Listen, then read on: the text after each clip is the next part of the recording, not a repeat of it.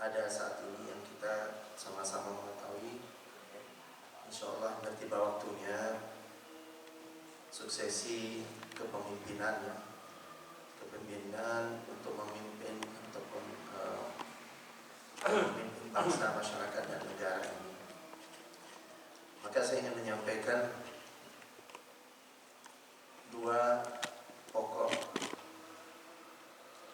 bahasan yang menjadi inti ya, di awal dari salah satu kitab yang ditulis oleh salah seorang ulama kita, Syekhul Islam Ibnu Taimiyah rahimahullah, dalam kitabnya As-Siyasah Asy-Syar'iyyah fi Islahi Ar-Ra'i war-Ra'iyah. Jadi As-Siyasah Asy-Syar'iyyah bahasa kita diterjemahkan bebas, pemerintahan gitu ya. Pemerintahan yang sesuai dengan syariah, sesuai dengan syariah Allah Subhanahu wa taala. Fi islahir ra'i war ra'iyah, untuk perbaikan pemimpin dan rakyatnya. Di situ diawali dengan firman Allah Subhanahu wa taala di dalam surah An-Nisa ayat 58, dan biasanya kita juga paling hafal yang kita sampai surah An-Nisa ayat 59. Pada ayat surah An-Nisa ayat 58 ini Allah Subhanahu wa taala menyatakan di dalam firman-Nya, A'udzu billahi minasyaitonir rajim. Innallaha ya'murukum an tu'addul amanati ila ahliha wa idza hakamtum bainan nasi an tahkumu bil adl. Innallaha ni'ma ya'idukum bihi innallaha kana sami'an basira. Allah Subhanahu wa taala berfirman dalam ayatnya ini, sesungguhnya Allah Subhanahu wa taala memerintahkan kamu sekalian untuk menunaikan amanah, kepada ahlinya, kepada mereka yang berhak. Dan tatkala engkau menetapkan hukum di antara manusia, antahkum bil adl, hendaklah engkau menghukumi dengan adil. Sesungguhnya Allah Subhanahu wa taala sebaik-baik memberikan pengajaran bagi kalian semua, bagi kamu, bagi kalian semua, dan sesungguhnya Allah Subhanahu wa taala Maha mendengar lagi Maha melihat. Jamaah Masjid Imam Bukhari yang berbahagia, dalam ayat ini Allah Subhanahu wa taala, pesan yang pertama adalah Allah mewajibkan kita, memerintahkan kita untuk menunaikan amanah, untuk menunaikan kepada mereka yang berhak. Al-amanah di sini yang dimaksudkan adalah segala sesuatu yang telah dipercayakan kepada kita. Segala sesuatu yang dipercayakan kepada kita ini, kalau dalam bahasa sehari-hari, baik bisa berupa, katakanlah kita dititipin barang, dititipi barang, dititipi sesuatu, dititipi pesan. Dan lebih luas lagi adalah ketika kita diberikan kepada kita itu kepercayaan berupa kepemimpinan, ataupun dalam bahasa, kebetulan saya memang pengajar di ilmu public administration, ya, administrasi publik. Kalau biasanya orang di ilmu politik itu menyebutnya diberi kepercayaan berupa kekuasaan, maka kita harus menunaikan kepemimpinan, kekuasaan itu kepada ahlinya, kepada mereka yang berhak. Apa yang dimaksudkan di sini? Lawan dari amanah adalah khianat. Lawan dari amanah adalah khianat. Khianat artinya adalah apabila kita tidak menunaikan kepercayaan yang diberikan kepada kita pada yang seharusnya, pada mereka yang berhak. Kalau bahasa sehari-hari di masyarakat kita ini sering misalnya ada kepala daerah atau pemimpin gitu ya, di satu wilayah memberikan BLT ya, bantuan langsung tunai kan gitu. Ada bantuan pangan non tunai, BNPT, bantuan pangan non tunai. Maka disebut dia itu amanah apabila siapa yang memang berhak atau siapa yang memang pantas untuk mendapatkan bantuan itu, ya harus diberikan. Bukan kemudian karena misalnya dia sederhananya di level yang paling bawah, katakanlah ada kelurahannya atau desa, pemerintahan desa, kepala desa, karena kemudian dia memiliki ponakan misalnya, memiliki anak kemenakan atau anak kemenakan dari mantu, anak kemenakan dari mantu iparnya sepupu misalnya begitu ya. Itu kemudian didahulukan pada mereka adalah tidak memerlukannya, tidak membutuhkannya. Kemudian ada pihak lain, ada anggota masyarakat yang sebenarnya memerlukannya, maka dikatakan dia itu khianat. Berarti dia khianat atas amanah yang seharusnya dia diberi kepercayaan untuk memberikan bantuan itu kepada mereka yang membutuhkan, atau mereka yang membutuhkan itu adalah orang yang ahakku biha, yang dia yang paling berhak, yaitu diberikan bantuan tersebut. Demikian juga halnya dengan kekuasaan. Maka yang diberikan kepercayaan untuk memegang kekuasaan adalah menunaikan amanah. Amanah diantaranya kalau dalam konteks kita berbangsa dan bernegara, dalam konteks kita sebagai masyarakat bangsa dan negara Indonesia, kita di dalam pembukaan Undang-Undang Dasar 1945 alinea keempat, tujuannya kita berbangsa, bermasyarakat dan bernegara ini, berbangsa dan bernegara ini adalah untuk mewujudkan kesejahteraan umum bagi seluruh masyarakat. Ya, untuk kita mencerdaskan kehidupan bangsa. Maka inti keberadaan dari adanya kepemimpinan, pemerintahan itu adalah bagaimana mewujudkan kesejahteraan bagi masyarakat.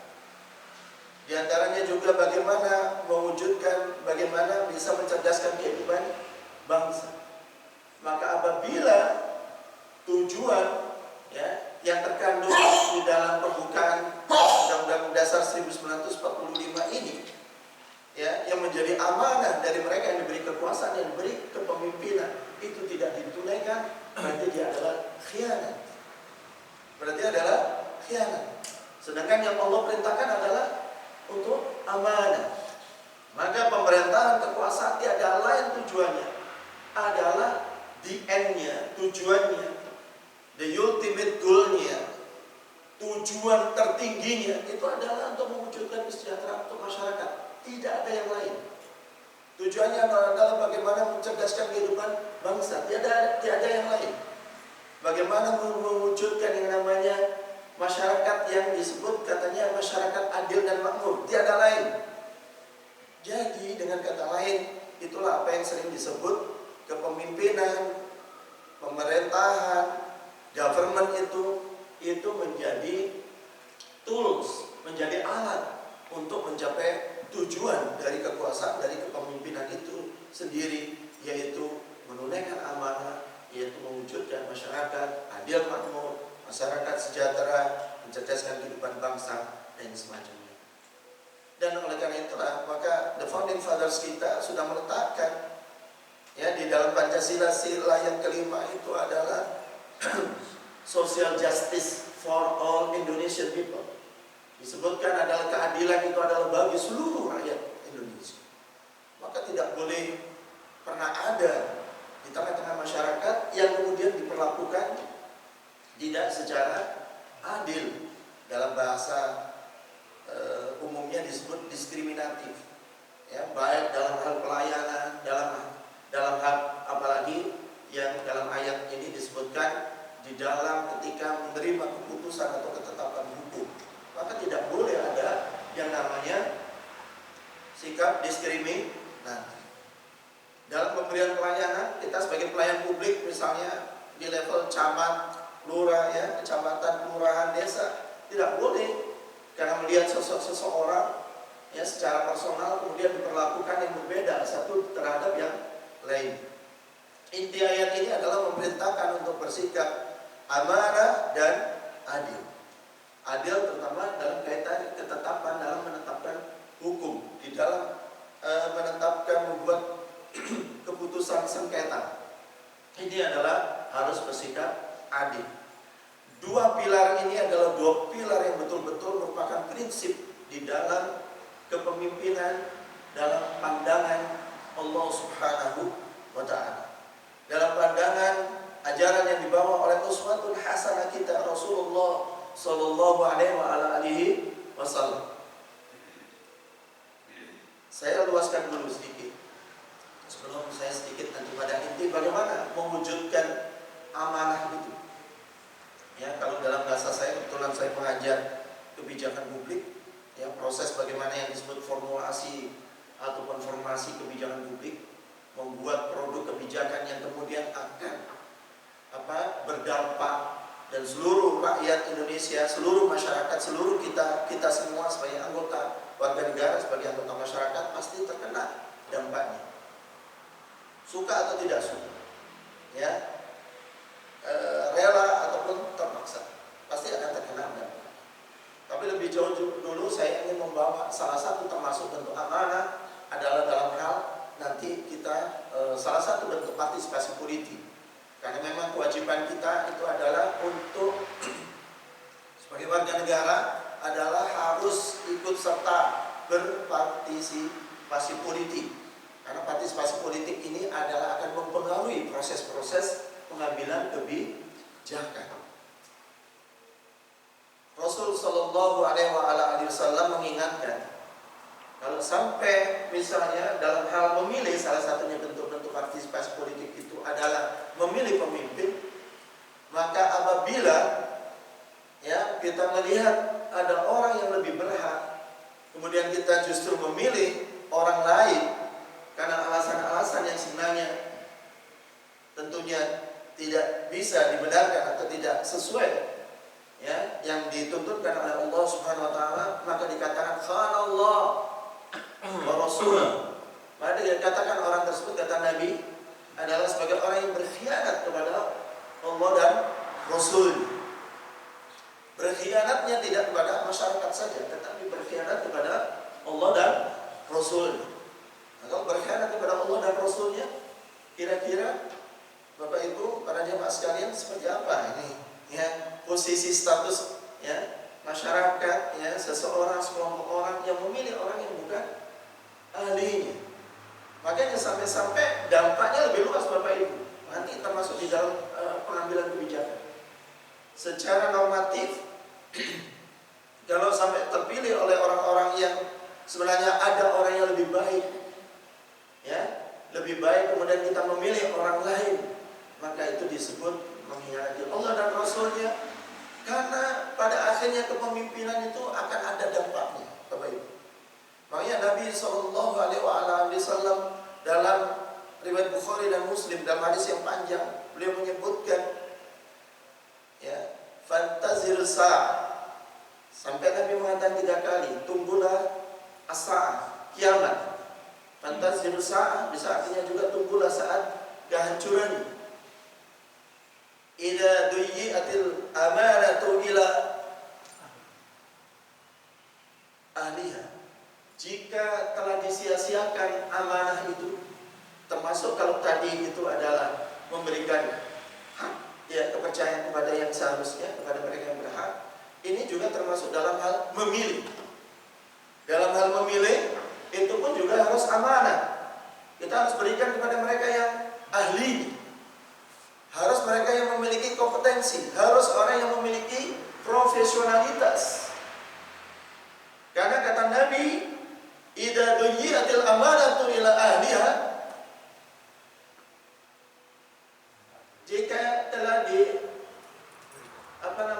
disia-siakan.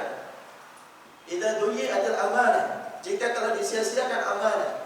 Wa kaifa idu'atuha ya Rasulullah? Bagaimana ya Rasulullah yang namanya menyia-nyiakan amanah itu? Idza wusidal amru ila ghairi ahli fantazir sah. Jika suatu persoalan itu diserahkan bukan kepada ahli. Jika suatu persoalan itu bukan diserahkan kepada orang yang ngerti urusannya. Makanya dalam prinsip ini Islam jelas-jelas berbeda dengan prinsip-prinsip pada umumnya.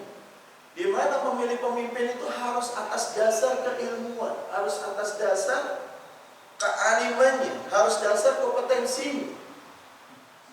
Yang kalau dalam bahasa ilmu yang saya ajarkan di pemerintahan itu, yang namanya, ya mohon maaf, catatan kritik ya terhadap yang namanya demokrasi, ada catatannya, yaitu memilih pemimpin itu siapa saja yang penting populer, ya. Karena dalam Islam dibedakan. Prof. Jimli As-Siddiqi dalam bukunya yang tipis pun tentang kedaulatan dalam perspektif Islam pun menulis, ya, beberapa pakar hukum tata negara di Universitas Islam negeri di berbagai perguruan tinggi dalam buku-buku silabus mata bahan ajarnya juga menuliskan bahwasanya yang intinya yang disebut, ya, orang itu menunaikan amanah dalam hal memilih adalah mereka yang berhak, mereka yang memiliki keahlian, profesionalitas, memiliki keilmuan. Makanya prinsipnya Islam itu berbeda dengan yang lain adalah apa? Islam menentukan pilihan itu atas dasar orang itu memiliki ilmu atau tidak, memiliki kompetensi profesionalitas atau tidak. Tidak sama, ya, suara yang disampaikan umat ini, ya, satu dengan yang lainnya. Karena apa? Semuanya harus atas dasar ilmu. Mengapa para jamaah sekalian berbahagia? Karena masing-masing kita, Allah dalam surah Al-Isra itu mengingatkan, la taqfu ma laysa laka bihi ilm. Jangan kita mengikuti sesuatu yang kita tidak ngerti urusannya, yang kita tidak ngerti pada persoalannya. Karena apa? Sesuatu yang kita tidak punya ilmu tentangnya. Karena sesungguhnya inna sam'a wal basar kullu ulaika kana anhu mas'ula. Karena sampai yang urusannya pendengaran kita, penglihatan kita akan diminta pertanggungan jawab. Ini Bapak Ibu, kita sebagai rakyat. Yang jadi rakyat itu memang diambil dari bahasa Arab. Rakyat. Sebagai rakyat itu harus seperti itu. Kita harus melihatnya dengan ilmu, pandangan mata ilmu, pendengaran kita dengan dasar ilmu. Berita ini atas dasar ilmu. Apa yang kita lihat, kita pilih adalah dengan dasar ilmu. Maka kita disebut amanah.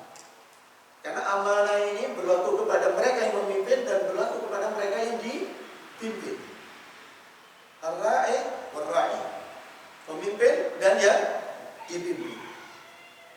Al-hakim yang memimpin dan al-mahkum bi yang dipimpin. Itu Bapak Ibu yang pertama. Kemudian sekarang saya sedikit, karena ini kajian yang tentu tidak sampai berjam-jam kan gitu ya Pak. Dalam proses pengambilan kebijakan Bapak Ibu, bahwasanya suatu kebijakan itu secara sederhana bisa muncul dari persoalan-persoalan yang ada di dalam masyarakat, keluarga-keluarga, ada persoalan. Katakanlah di masyarakat ada persoalan narkoba, di masyarakat ada persoalan misalnya anak-anak kita sekarang ini sudah tersibukkan dengan gadget, dengan gawe, bahkan sampai pada jatuh pada yang namanya pornografi misalnya. Dari persoalan yang semuanya bersifat personal, yang sifatnya bersifat private problem, persoalan pribadi, individual, satu persatu, satu dua keluarga, sampai dari keluarga sampai kepada RT, RW. Kalau ibaratnya kita rapat di kecamatan Bapak Ibu, akhirnya Pak Camat sampai tahu, loh, ini di RT ini, RW ini kok ada masalah narkoba. Semula dari persoalan pribadi, persoalan sekelompok satu dua keluarga, sampai kepada tingkat kecamatan. Di tingkat kecamatan, camatnya lapor, iya kan, ke Pak Bupati, Pak Wali Kota. Ternyata laporannya tidak sekedar satu dua kelurahan, satu dua desa. Maka camat-camat lapor kalau ada persoalan pornografi dan seterusnya. Maka ini adalah bentuk-bentuk bagaimana kemudian proses dari masalah individu, masalah keluarga untuk kemudian disampaikan kepada mereka yang memiliki otoritas, ya, untuk mampu nantinya menyelesaikan persoalan. Kalau dalam proses formulasi kebijakan itu ada dua macam Bapak Ibu. Caranya kita ada yang namanya penyampaian aspirasi. Menyampaikan aspirasi, menyampaikan persoalan, tuntutan dari masyarakat ini kepada mereka yang memang memiliki otoritas. Yang namanya pemerintah, ya.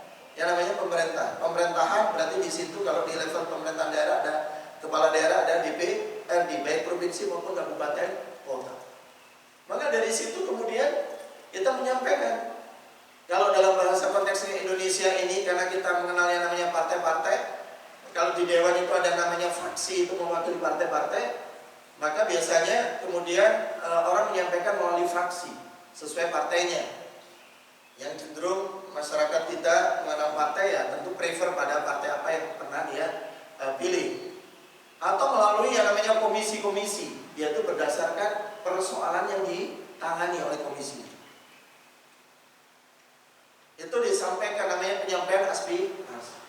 Atau juga bentuknya ada bisa yang namanya penyerapan aspirasi, yang biasanya anggota dewan melakukan reses kan Pak ya, Bapak Ibu ya, 3 atau 4 bulan ya, saya sudah lupa terakhir tata tertibnya itu 3 atau 4 bulan sekali, dalam setahun itu bisa 3 atau 4 kali datang ke masyarakat untuk mendengarkan apa yang menjadi aspirasi.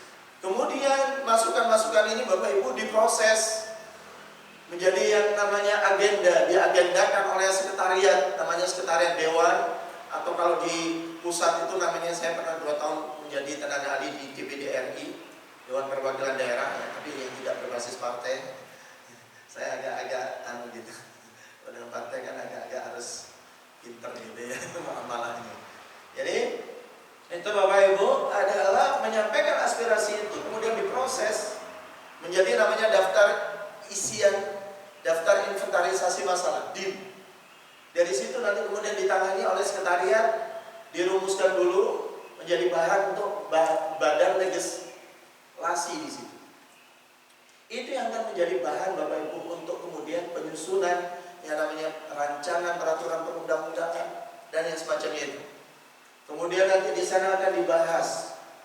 Di sana dibahas sampai kemudian ditetapkan akhirnya menjadi keputusan yang disebut kebijakan publik. Bapak Ibu, para jemaah sekalian berbahagia, saya alhamdulillah diberikan pengetahuan oleh Allah SWT, bisa menuangkannya dalam disertasi saya di Universitas Brawijaya Fakultas Ilmu Administrasi. Akhirnya pengujinya 2 orang dari UIN, satunya Prof. Syafiq Muhni, salah satu ketua DPP ya, ketua PP Muhammadiyah kita ya, dan Pak Dr. Sa'ad Ibrahim. Jadi kita bahas secara ilmu umum, ilmu orang-orang umum administrasi publik dan dalam perspektif Islam. Bagaimana caranya agar kita itu amanah? Salah satu cara yang dilakukan para khulafa ar-rasyidun al-mahdiyun, khalifah 4 yang meneladani Rasulullah sallallahu alaihi wasallam, di antaranya misalnya seperti Abu Bakar. Yang paling terkenal, yang paling kita kenal adalah sikap belusukannya Umar bin Khattab radhiyallahu anhu. Belusukan tapi tanpa pengawal. Karena kalau belusukan dengan pengawal kan orang sudah tahu. Jadi belusukan betul-betul seperti anggota warga masyarakat.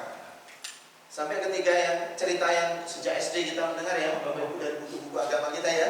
Cerita yang seorang ibu ya, anaknya atau bayinya itu menangis ya, bahasa kita itu ya nangis gak berhenti dan dia dalam keadaan memasak.